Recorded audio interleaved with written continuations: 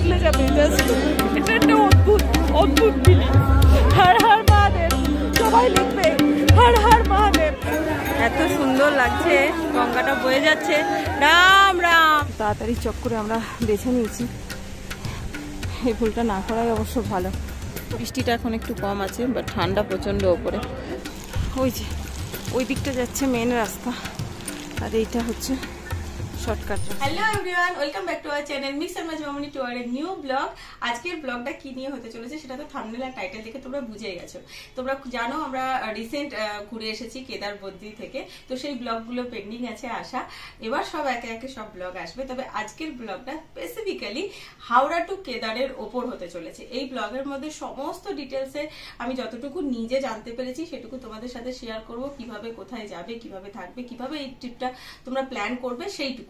তো চলো বেশি দেরি না করে এই ব্লগটা দেখতে থাকো, আর বাকি সিরিজগুলো দেখতে পাবে। আমরা তো শুধু কেদার যাইনি, বদ্রি, আউলি, আরো নানান স্পটে গেছি। সেখানে কোথায় কোথায় থাকবে, কি করবে, সেগুলো দেখার জন্য এই চ্যানেলটাকে সাবস্ক্রাইব করে রাখতে হবে। তো আজকের ব্লগটা দেখো, আর যদি একটু দেখে থাকো, যদি ভালো লেগে থাকে ছেড়ে যাওয়ার আগে কিন্তু লাইক দিতে ভুলবে না, আর কমেন্টে পারলে লিখো হর হর মহাদেব। তো চলো দেরি কিসের, লেটস গো। কোথাও ঘুরতে যাওয়ার আসল এক্সাইটমেন্টটা শুরু হয় লাগেজ গোছানো থেকে, আর এই ছিল এবারের ট্রিপে আমাদের লাগেজটা একটু বেশিই ছিল, কারণ ট্রিপটা বেশ লম্বা ছিল আর ঠান্ডার জায়গা বলে কথা। তো তোমাদের যেমনটা বললাম, আমাদের এবারে জার্নিটা হাওড়া থেকে কেদারে তোমাদের সাথে শেয়ার করব। তো সেই উদ্দেশ্যে আমরা ক্যাবে করে এখন যাচ্ছি হাওড়া স্টেশনে। এই আমরা রয়েছি হাওড়া ব্রিজে।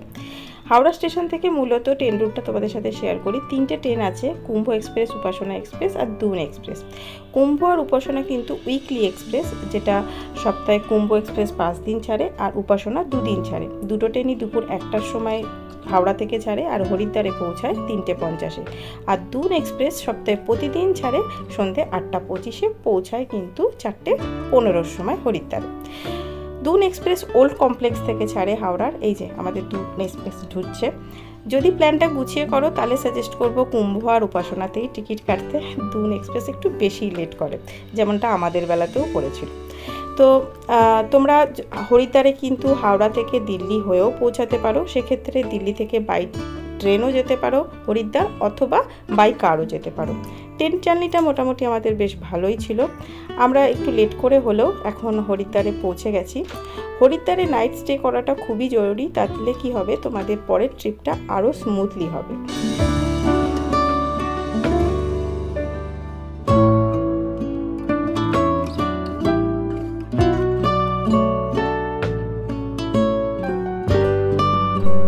দেবভূমিতে থাকবে আর হরকিপৌড়ি ঘাটের গঙ্গা আরতি দেখবে না, তা কি হয়?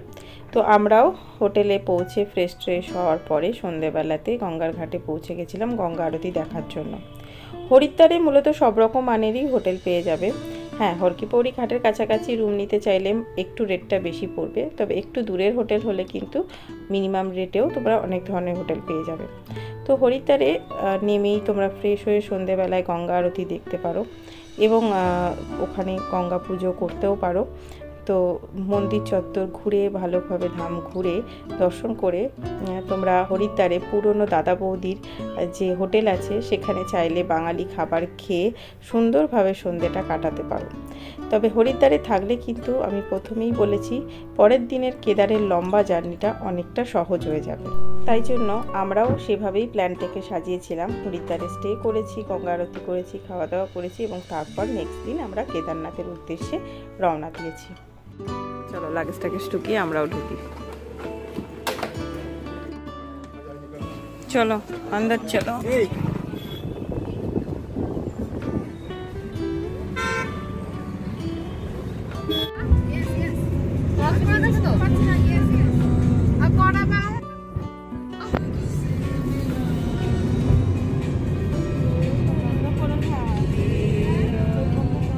আমরা একটু নেমেছি এখানে ব্রেকফাস্ট করার জন্য, তো দেখি এখানে কি খাওয়া যায়।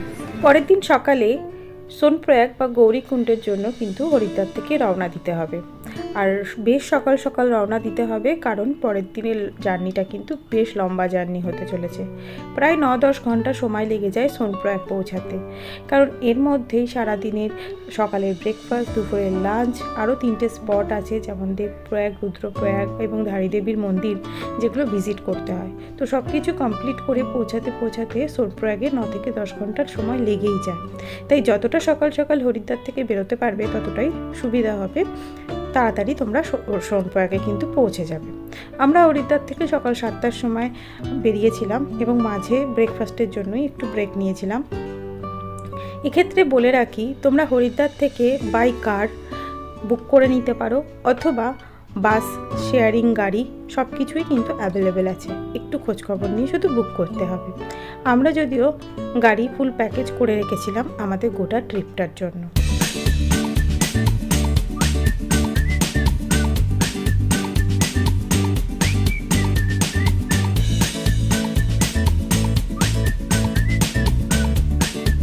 তো এই হলো আমাদের প্রথম ভিজিট স্পট দেবপ্রয়াগ। ব্রেকফাস্টের পর আমাদের গাড়ি সোজা এখানে এসেই থামে। রাস্তার ধারে দেখতেই পাচ্ছ সারি সারি বেশ কয়েকটি গাড়ি দাঁড়িয়ে আছে এই দেবপ্রয়াগ ভিজিটের জন্যই। তো তোমরা যদি শেয়ারিং কারেও আসো বা বাসেও আসো, এভাবেই তোমরা দেবপ্রয়াগ দর্শন করতে পারবে। এখানে দুটো নদীর মিলনস্থল, ভীষণ সুন্দর এই ভিউটা। তো আমরা কিছুটা এখানে ওপর থেকে ভিউটা দেখে একটু নিচে নেমে গিয়ে ভিউটা দেখেছি।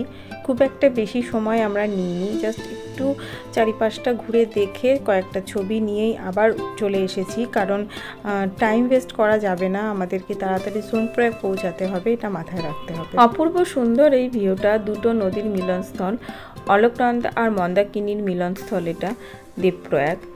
সত্যি দেখলে কি অবাক লাগে না, দুটো জল দুটো রং কি সুন্দর মিলেমিশে একাকার হয়ে রয়েছে।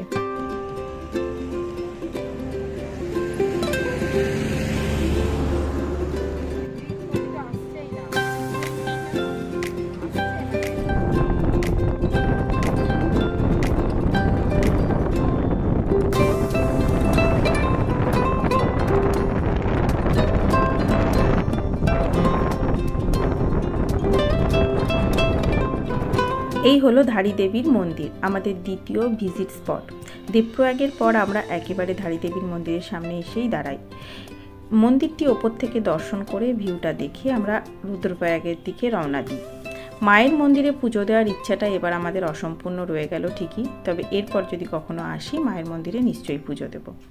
সবাই বলে ধারীদেবীর মন্দির থেকে মায়ের মূর্তি সরানোর সিদ্ধান্তের কারণেই 2013 সালে উত্তরাখণ্ডে এত বড় বানের সম্মুখীন করতে হয়েছিল। কোনটা সত্য তা তো জানি না, তবে মায়ের মন্দিরে পুজো দেওয়ার ইচ্ছেটা রয়েই গেল। তোমরা পারলে সময় থাকলে মায়ের মন্দিরে পুজো দিও। এরপর আমরা সোজা পৌঁছে যাই রুদ্রপ্রয়াগের উদ্দেশ্যে। রুদ্রপ্রয়াগে অলকনন্দা আর মন্দাকিনীর এই মিলনস্থলের ভিউটা আরও কাছ থেকে দেখা যায়। পাহাড়ি ওয়েদারে যদি ওয়েদারটা ভালো থাকে তাহলে ভিউটা কিন্তু ভীষণ সুন্দর লাগে। আমাদের এই দিনকার ওয়েদারটা ভীষণ ভালো ছিল, তাই ভিউটাও খুব সুন্দর লাগছে। এই যে আর যারা নিচে যাবে তারা তো ওখানে মন্দিরে পুজোও দিতে পারবে, আর জলের আওয়াজটাও জানি না কতটা ভিডিওতে পরিষ্কার শোনা যাচ্ছে, এখানে যথেষ্ট সুন্দর শোনা যাচ্ছে। এরপর আর কোথাও না থেমে সোজা আমরা রওনা দিই সোনপ্রয়াগের উদ্দেশ্যে। আমরা এত সকাল সকাল রওনা দেওয়া সত্ত্বেও সোনপ্রয়াগ পৌঁছাতে আমাদের বেশ বিকেল হয়ে গেছিল। সোনপ্রয়াগে গাড়ি চেঞ্জ করে আমরা রওনা দেব গৌরীকুণ্ডের উদ্দেশ্যে। এই মুহূর্তে আমরা এসে পৌঁছেছি সোনপ্রয়াগের এটা পার্কিং লট। এখানে সমস্ত পার্সোনাল গাড়ি করে যারা আসে বা প্রাইভেট কারে যারা আসে তাদের সমস্ত গাড়ি পার্কিং রয়েছে। এই হচ্ছে সোনপ্রয়াগ মার্কেট, যেটা বেশ জমজমাট একটা মার্কেট এরিয়া। এখানে প্রচুর হোটেল আছে, প্রচুর রুম অ্যাভেলেবেল পেয়ে যাবে তোমরা। পিক আওয়ারে একটু রুম রেন্ট বেশি থাকতে পারে, বাট আনসিজনে রুম রেন্ট খুব একটা বেশি থাকে না এবং প্রচুর রুম অ্যাভেলেবেল এখানে পাওয়া যেতে পারে।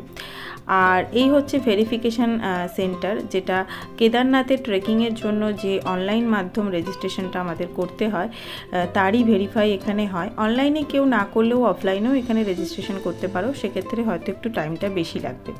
তো আমাদেরও লোক দাঁড়িয়ে আছে ভেরিফাইয়ের জন্য। আর সোনপ্রয়াগ থেকে আমরা গৌরীকুণ্ড এখন রওনা দেব, কারণ আমাদের রুম বুক করা আছে গৌরীকুণ্ডে, সেহেতু আমরা গৌরীকুণ্ড পৌঁছাবো। তোমরা পার্সোনাল গাড়িতেই আসো বা শেয়ারিং কারে আসো বা বাসে আসো না কেন, সোনপ্রয়াগ অবধি তোমাকে সেই গাড়ি নিয়ে আসবে। তারপর সোনপ্রয়াগ থেকে ওদের আলাদাই একটি গাড়ি চলে গৌরীকুণ্ডের উদ্দেশ্যে। যে পার্কিং লটটা দেখলাম সেটা গাড়ির জন্য, বা বাস স্ট্যান্ডে বাস ছেড়ে দিয়ে তোমাদের এদের কারে পার হেড 50 টাকা করে ওরা রেট নেয় গাড়ির জন্য। তো সেই গাড়ি করে তোমাদেরকে গৌরীকুণ্ড পৌঁছাতে হবে। যারা সোনপ্রয়াগে রুম বুক করবে তারা তো সোনপ্রয়াগেই থেকে যাবে। আমাদের যেহেতু রুম বুক ছিল গৌরীকুণ্ডে, সেহেতু আমরা পার্সোনাল গাড়ি বুক করে নিয়ে তারপরে রওনা দিই গৌরীকুণ্ডের উদ্দেশ্যে। গৌরীকুণ্ডে এগিয়ে থাকলে একটাই সুবিধা, পরের দিনের ট্রেকিংয়ের রাস্তাটা অনেকটা কমে যাবে। না হলে তোমাদের সোনপ্রয়াগ থেকে পরের দিন সকালে কেদারনাথের উদ্দেশ্যে রওনা দিতে হবে, সেটা জার্নিটা একটু লম্বা হয়ে যাবে। কিন্তু সমস্যা হচ্ছে গৌরীকুণ্ডে রুম অ্যাভেলেবেল সবসময় পাওয়া যায় না, সেক্ষেত্রে সীতাপুর বা সোনপ্রয়াগে রুম অ্যাভেলেবিলিটি অনেক বেশি। এই যে গৌরীকুণ্ড, আর এইখান থেকে শুরু হচ্ছে আমাদের কেদারের ফুড ট্র্যাক। ওই যে লেখা আছে ওপরে ফুড ট্র্যাক, ওই যে কেদারনাথ ধাম, এই যে কেদারনাথ ফুড ট্র্যাক, শিবালিক। তো এখান থেকে সকালবেলায় সবাই জার্নি শুরু করে, বাট আমাদের যেহেতু জেএনভিএন বুক করা এবং আমাদেরটা একটু উপরেই বুক করা, এখন ঘড়ির কাঁটায় সন্ধ্যে 7:30, আর আমরা এখন গৌরীকুণ্ডে উপরের দিকে যাচ্ছি। নট অনলি আমরা, দেখতেই পাচ্ছ প্রচুর লোকই যাচ্ছে। এই হচ্ছে গৌরীকুণ্ডের মার্কেট। এখানে অনেক হোটেল এবং খাবারের দোকানও আছে। আমাদের গভর্নমেন্ট কটেজ বুক করা ছিল জেএমভিএন অনলাইনে, আর আমাদের কটেজটা বেশ ওপরে, অলরেডি এখানেই আমাদের ট্রেকিং শুরু হয়ে গেছিলো। যাই হোক, ভিউটা ভীষণ সুন্দর এত উঁচু থেকে, কিন্তু রাত্রেবেলা বলে ভিউটা তোমাদের সাথে শেয়ার করতে পারিনি। চলো আবার পরের দিন ভোর ভোর বেরোতে হবে কেদারনাথ ট্রেকিংয়ের উদ্দেশ্যে। Good morning everyone. ঘড়ির কাঁটায় এখন বাজছে 4:08। আমরা সবাই এখনই জাস্ট উঠলাম। 15 অক্টোবর, আজকে রবিবার। গতকালের লম্বা একটা 12-13 ঘন্টার জার্নির পর নেক্সট মর্নিং আমরা বেরোবো কেদারনাথ ট্রেকিংয়ের 23 কিলোমিটারের রাস্তা অতিক্রম করার জন্য। দেখলেই তো বেশ ভোর ভোর উঠে পড়েছি। ভোর ভোর উঠে রেডি সেডি হয়ে আমরা চলে এসেছি এখানে ক্লক রুমে লাগেজ রাখতে। এখানে একটা কথা বলি, আমরা যেহেতু জেএমভিএনের হোটেলে ছিলাম, তো এদের পার্সোনাল ক্লক রুম আছে যেখানে আমরা লাগেজ রেখে দিয়েছি। কিন্তু তোমরা যারা বাইরের হোটেলে রুম বুক করবে তারা বাইরে যে ক্লক রুম থাকে সেখানে লাগেজ রাখতে পারবে। ক্লক রুমে প্রত্যেকটা ব্যাগ পিছু ওরা 50 টাকা করে ভাড়া নেয়, যেটা 24 ঘন্টার জন্য। আমাদের 2টো ব্যাগ ছিল, 2টো লাগেজ আমরা রেখে দিয়েছিলাম, আর যে 2টো ব্যাগ আমাদের পিঠে ছিল সেটা আমরা ক্যারি করেছি ওপরের জন্য। আর নিচ থেকেই তোমাদেরকে একটা করে লাঠিও সংগ্রহ করতে হবে, যেটা ট্রেকিংয়ের ক্ষেত্রে খুব উপকারে লাগবে। এই লাঠিগুলো ওরা ওখানে 20 টাকা কি 30 টাকা করে এভাবে নিয়ে থাকে। তো আমরাও প্রত্যেকে একটা করে লাঠি এখান থেকে সংগ্রহ করে নিয়েছিলাম। তো এক হাতে লাঠি আর এক হাতে টর্চ নিয়ে আমরা মোটামুটি বেরোনোর জন্য সবাই পুরোপুরি প্রস্তুত। যেহেতু এত ভোরে তখনও পর্যন্ত আলো ফোটেনি, দেখতেই পাচ্ছ চারদিকটা অন্ধকার ঘুরঘুটে, তাই টর্চটা কিন্তু পরম সঙ্গী আমাদের। হর হর মহাদেব, হর হর মহাদেব, হর হর মহাদেব। তো কেদার ট্রেকিংয়ের জন্য একটা কথা অবশ্যই বলবো, যারা 23 কিলোমিটার পথ পায়ে হেঁটে ট্রেকিং করে উঠবে ভাবছো, তারা যেন অবশ্যই খুব সকাল সকাল রওনা দেওয়ার চেষ্টা করবে। আমরা দেখলেই তো ভোর 4টের সময় উঠেও আমাদের সব গুছিয়ে রওনা দিতে দিতে প্রায় 5:30-6টা বেজে গেছিলো। অনেকেই মাঝরাত থেকেই হাঁটা শুরু করে দিয়েছে। যত সকাল সকাল তোমরা হাঁটা শুরু করবে তাদের জন্য ট্রেকিংটা আরও স্মুথ হবে, কারণ সকালের দিকে মানে ভোরের বেলার দিকে মানুষের ভিড়টাও রাস্তায় কম থাকে, আর ঘোড়া বা খচ্চরের ভিড়টাও কম থাকে। বেলা বাড়ার সাথে সাথে এই ঘোড়া বা খচ্চর তোমাকে চলতে পাহাড়ি রাস্তায় খুব অসুবিধা বোধ করাবে। তাই যতটা সকাল সকাল রওনা দেবে ততটাই তোমাদের হাঁটতে সুবিধা হবে, আর অনেকটা পথ এগিয়ে যাবে। আর কেউ যদি সোনপ্রয়াগ বা সীতাপুর থেকে রওনা দাও, তাদের জন্য রাস্তাটা অনেক বেশি, সুতরাং তারা যত সকাল সকাল রওনা দেবে তাদের জন্য তো অবশ্যই অনেকটাই ভালো। তো আমরা হাঁটতে হাঁটতে প্রায় ভোর হয়ে গেছে, দেখতেই পাচ্ছ রাস্তা এখন অনেকটাই ফাঁকা ফাঁকা, তাই জন্য কি হয় অনেকটা কিন্তু এগিয়ে যেতে আমরা পারি।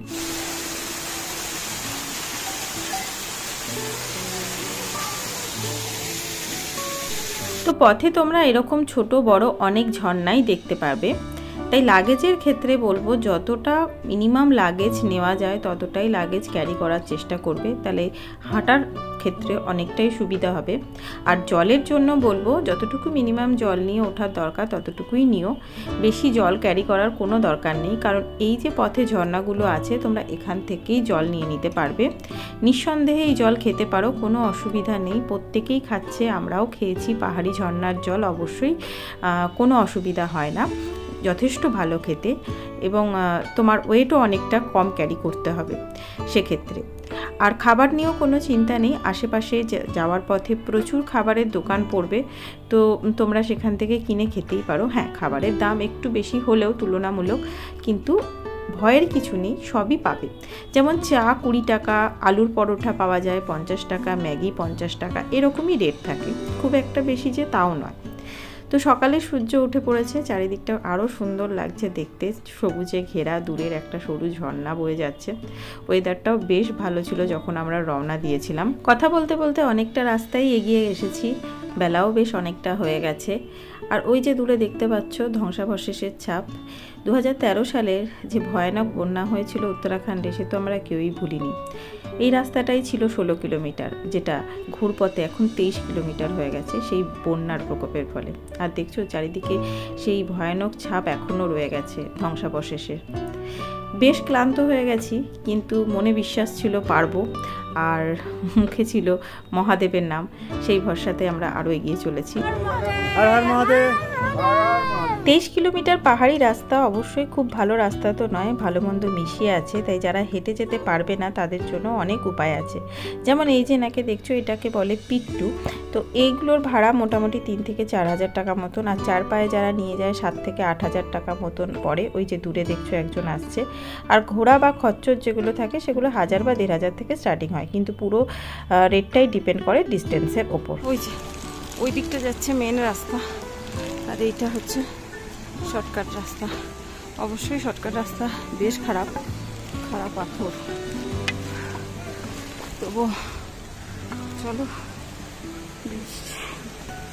তাড়াতাড়ি চক্করে আমরা বেছে নিয়েছি, এই ভুলটা না করাই অবশ্য ভালো। এই হচ্ছে শর্টকাট রাস্তা। কেদার যাওয়ার পথে এরকম ছোট বড় শর্টকাট রাস্তা অনেক পড়বে। হ্যাঁ, টাইম অনেকটা বাঁচে ঠিকই শর্টকাট রাস্তাতে, তবে পথটাও ভীষণই খারাপ, তাই এই পথে এগোনোর আগে একটু তোমরা ভেবেচিন্তেই নেবে। কিন্তু হঠাৎ করে পাহাড়ি ওয়েদার দেখতেই পাচ্ছ, মেঘ করে এসেছে, প্রচণ্ড ওয়েদারটা খারাপ হয়ে গেছে, যখন তখন বৃষ্টি শুরু হবে। তো আমরা নিচ থেকে রেনকোট কিনে নিয়েছিলাম, অবশ্যই সাথে রেনকোট রাখবে। নিচে এরকম পাতলা রেনকোটগুলো 100 টাকা মূল্যে কিনতে পাওয়া যায়, তো আমরা সেগুলো পরে আবার হাঁটা দিয়েছি। টিপটাপ বৃষ্টি পড়ছে কিন্তু থামিনি, কারণ অনেকটা পথ হেঁটে যেতে হবে। এতটা হাঁটা পথের ক্ষেত্রে যখন তখন শ্বাস কষ্ট হতে পারে, তাই সেক্ষেত্রে ভিক্স ইনহেলার, কর্পূর, কোকা 30 নামক একটি হোমিওপ্যাথি ওষুধ বা পাপ অক্সিজেন, এই ধরনের জিনিসগুলো তোমরা কাছে রাখতেই পারো। আর সাথে রাখতে পারো কিছু ড্রাই ফ্রুটস আর চকলেট, যেগুলো তোমাদের এই হাঁটা পথে বেশ অনেকটা এনার্জি বাড়াবে। এতটা পথ যদি একবারে হেঁটে যেতে না পাও, মাঝে যদি কোনো রকম কষ্ট হয় শারীরিক, তাহলে কোনো ভয়ের চিন্তা নেই, কারণ আশেপাশে থাকার ব্যবস্থা আছে। তোমরা চাইলে সেখানে নাইট স্টে করে নেক্সট দিন মর্নিংয়ে আবার হাঁটা দিতে পারো বাকি পথটা। নিচে যখন বেশ জোরে বৃষ্টি হচ্ছে, তখন ওপরের পাহাড়গুলো দেখো বরফে পুরো ঢেকে গেছে, কারণ ওপরে তখন স্নোফল হচ্ছিল। আমরা বেস ক্যাম্পে কাছাকাছি পৌঁছে গেছি।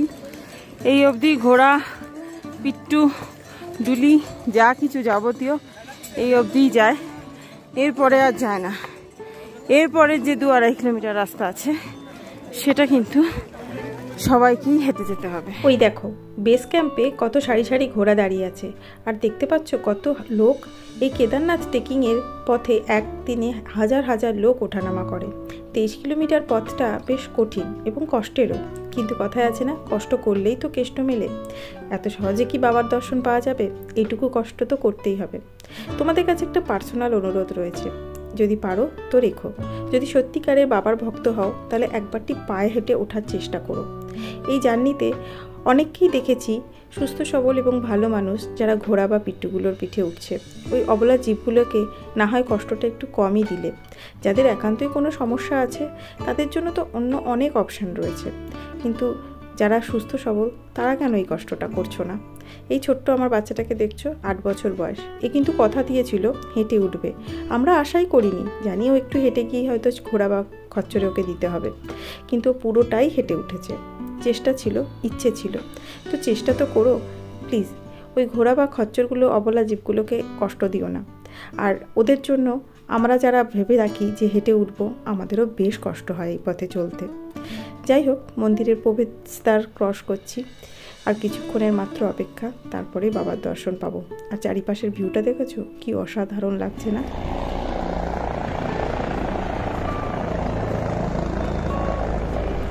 এই হচ্ছে কেদারনাথের হেলিপ্যাড। যারা হেলিকপ্টার সার্ভিস নিতে চাও তারা অনলাইনে টিকিট বুক করে নিতে পারো। ফাটা, শিরসি আর গুপ্তকাশী থেকে হেলিকপ্টার সার্ভিস পেয়ে যাবে। গুপ্তকাশী যেহেতু কেদারনাথের থেকে ডিস্টেন্সটা বেশি, সেহেতু ভাড়াটা সেখান থেকে একটু বেশি। তোমরা তোমাদের সুবিধা মতো অনলাইনে হেলিকপ্টারের টিকিট বুক করে নিতে পারো। বেস ক্যাম্পের পর থেকেই মূলত থাকার প্রচুর অপশান পেয়ে যাবে, প্রচুর। এই যে দেখছো আশেপাশে প্রচুর টেন্ট আছে, কমন বাথরুমও পেয়ে যাবে। এছাড়াও কেদারনাথে থাকার বেশ কয়েকটি হোটেলের নাম্বার আমি ডেসক্রিপশন বক্সে দিয়ে দিচ্ছি, তোমরা দেখে নিও। সব রকম রেন্টের টেন্টও পেয়ে যাবে, অসুবিধা হবে না। আমাদের অনলাইনে GMVM এখানে গভর্নমেন্টের ফ্যামিলি কটেজ বুক ছিল। আর এই হচ্ছে ভেরিফাই সেন্টার, এখানেও তোমাদের কেদার মন্দিরে যাওয়ার আগে ভেরিফাই করা হবে। ভেরিফাই সেন্টার থেকে 200-300 মিটারের ডিস্টেন্স মন্দিরের, তো এইটুকু হেঁটে পথ, তারপরেই মন্দির দর্শন।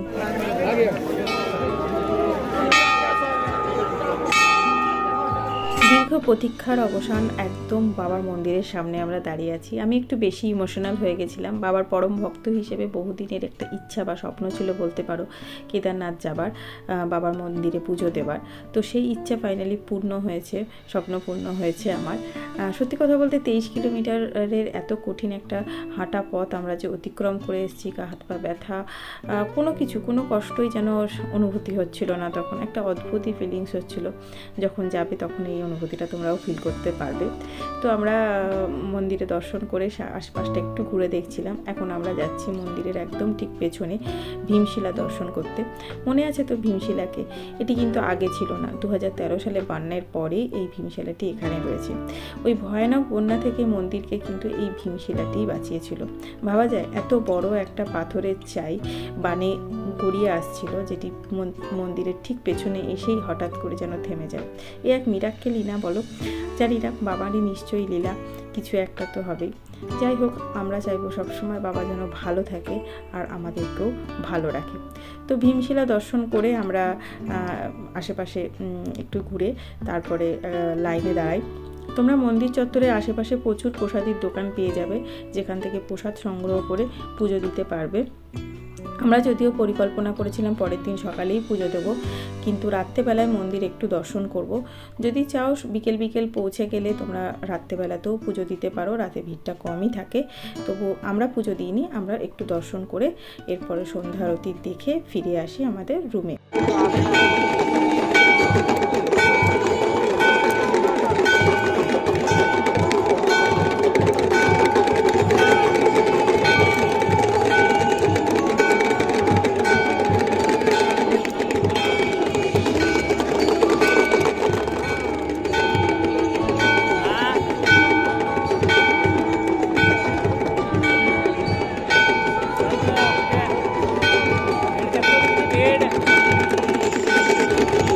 পরের দিন সকালের ভিউটা অপূর্ব ছিল, বরফে ঢাকা পাহাড়, চারপাশটা ভীষণ সুন্দর লাগছিল, ওয়েদারটাও বেশ ভালো ছিল। আমরাও সকাল সকাল রেডি হয়ে বেরিয়ে পড়েছিলাম মন্দিরের উদ্দেশ্যে পুজো দেবো বলে। আর চারপাশে দেখতেই পাচ্ছ কনস্ট্রাকশনের কাজ চলছে, মন্দিরের একদম কাছাকাছি অবধিও থাকার জন্য নানান হোটেল তৈরি হচ্ছে। তোমাদের যদি পুজো দেওয়ার কোনো পুরোহিত ঠিক করা থাকে তাহলে আলাদা ব্যাপার, যদি না থাকে সেক্ষেত্রে যতটা সকাল সকাল সম্ভব ততটাই সকাল সকাল গিয়ে লাইনে দাঁড়াবে, কারণ দেখতেই পাচ্ছ বিশাল লাইন পড়ে পুজো দেওয়ার জন্য। তো আমাদের পরের দিন আবার পুজো দিয়ে ফেরার কথা ছিল, তো সেজন্য আমাদের তো তাড়াহুড়ো ছিল। সেরকম প্ল্যান থাকলেও আরও তাড়াতাড়ি লাইনে দাঁড়াবে পুজো দেওয়ার জন্য। অনেকেই মাঝরাত থেকেই লাইনে দাঁড়িয়ে পড়ে, যদিও মন্দির খোলে পুজো দেওয়ার জন্য 5টার সময় থেকে। কেদারনাথ মানে স্বর্গদ্বার, সবার বিশ্বাস স্বয়ং দেবাদিদেব মহাদেব নাকি এখানে বিরাজমান। 400 বছর আগে কথিত আছে পাণ্ডবরাই নাকি এই মন্দির এখানে স্থাপন করেছিল। পাণ্ডবরাই মহাদেবকে এখানে খুঁজে পেয়েছিল। 12 জ্যোতির্লিঙ্গের মধ্যে একটি লিঙ্গ হলো এই কেদারনাথ মন্দিরের লিঙ্গ। পিরামিড আকৃতি এই শিবলিঙ্গ কিন্তু আর কোথাও নেই। অদ্ভুত এক রহস্যে মোড়া এই মন্দির চত্বর। কত প্রতিকূলতার সঙ্গে এত উঁচুতে এই মন্দিরটি একদম অটুট আছে। ভালো থেকো বাবা। হর হর মহাদেব।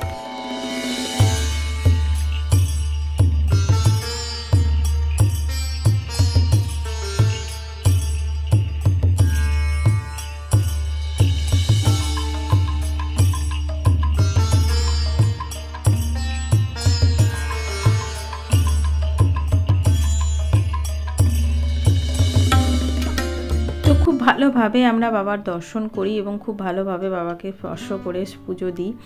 তো এই স্বপ্নটা আমার পূর্ণ হয়েছে। যাদের এরকম স্বপ্ন আছে বাবার কাছে আসার, আশা করব তাদের মনস্কামনাও ঠিক একদিন না একদিন পূর্ণ হবে। ভেতরে তো ছবি ভিডিও অ্যালাউ নয়, তাই কিছু করতে পারিনি। এই যে প্রসাদ নিয়ে নিয়েছি, এবার আমাদের বেরোনোর পালা। হঠাৎ করেই দেখতে পাচ্ছ চারিদিকে ওয়েদারটা খারাপ হয়ে আসছে। পাহাড়ি ওয়েদার কখন কি হয় বলা যায় না, যখন তখন পরিবর্তন হতে পারে। ফিরতে একদমই মন চাইছিল না, বেশ মনটা ভারাক্রান্ত লাগছিল, কিন্তু কি করব, ফিরতে তো হবে। ওই যে দূরে দেখছো ভৈরব বাবার মন্দির। এবারটা আর আমাদের ওপরের দিকে যাওয়া হয়নি এত শর্ট টাইমে। এগুলো পুরোটা কভার করতে গেলে একটা দিন হাতে সময় থাকলে খুব ভালো হয়। যদি সময় নিয়ে আসতে পারো তাহলে খুব ভালো হবে। তো ইচ্ছা আছে আবার আসার, যদি বাবা ডাকে নিশ্চয়ই আবার আসবো। তো নামতে বা উঠতে এই মন্দিরে যাওয়ার এই পাশেই এই মন্দিরটা দর্শন করতে পারবে, যেখানে একটা ছোট্ট শিবলিঙ্গ আছে আর সামনে বেশ কিছুটা জল আছে, যেখানে তোমরা যদি মন থেকে বাবার নাম স্মরণ করো, ডাকো, তাহলে সেখানে জলটা বুদবুদ হয়ে উঠবে আর বাবা ডাকে সাড়া দেবে। তো আমরাও ডেকেছিলাম, আমাদের ডাকেও বাবা সাড়া দিয়েছে। হর হর মহাদেব। তো এবার আমাদের ফেরার পালা। দেখতেই পাচ্ছ ফেরার সময় আমাদের ওয়েদারটা বেশ খারাপ পেয়েছিলাম আর বৃষ্টিও হচ্ছিল। তো সেরকমভাবেই সমস্ত ব্যবস্থাও তোমরা নিয়ে রাখবে আর হাতে একটু সময় নিয়েই বেরোবে। যদিও নামাটা অতটা কষ্টের নয়, আমরাও হেঁটেই নেমেছি পুরো পথটা। ওঠাটা যতটা কষ্টের সেই তুলনায় নামাটা কিন্তু একদমই কষ্টের নয়। যাই হোক, আজকের এই ভিডিওটার মাধ্যমে আমি তোমাদের সঙ্গে শুধুমাত্র কেদারের জার্নিটাই শেয়ার করেছি। পুরো হাওড়া থেকে কেদারের জার্নিটা একটা প্ল্যান তোমাদেরকে শেয়ার করেছি, যাতে তোমাদের একটু সুবিধা হয়। তো আশা করি তোমাদের ভালো লেগেছে ভিডিওটা। কিন্তু এই ট্রিপটা আমাদের শুধুমাত্র কেদারনাথের ছিল না, বদ্রীনাথ, আউলি আরও জায়গা আমরা ঘুরেছি। তো সেগুলোরও ভিডিও আসবে আগামীতে আমার চ্যানেলে এবং সেখানে আরও বিস্তারিতভাবে তোমরা ভিডিওটা পেয়ে যাবে। কেদারনাথেরও আরও বিস্তারিত পথের খুঁটিনাটি জিনিস আছে, যেগুলো পুরোটা তো এই ভিডিওতে দেওয়া সম্ভব হয়নি। তো আরও বিস্তারিত ভিডিওগুলো দেখতে গেলে কিন্তু আমার চ্যানেলটাকে সাবস্ক্রাইব করে রাখতে হবে আর সাবস্ক্রাইবের পাশে থাকা বেল আইকনটা টিপে রাখতে হবে, তাহলে সেই ভিডিওগুলো আসলে তোমাদের কাছে নোটিফিকেশান চলে যাবে। আর আজকের ভিডিওটা যদি কিছু তোমাদের ভালো লেগে থাকে তাহলে ছেড়ে যাওয়ার আগে একটা লাইক করে দিও। কমেন্ট বক্সে প্লিজ একটু জানিও কেমন লেগেছে, কেমন হয়েছে ভিডিওটা, আর পারলে একবার হর হর মহাদেব বলে যেও। তো চলো, দেখা হবে খুব শীঘ্রই আমার বিস্তারিত আরও ব্লগ নিয়ে। ততক্ষণ পর্যন্ত সবাই খুব ভালো থেকো, সুস্থ থেকো। আজকের মতন সকলকে টাটা আর হর হর মহাদেব।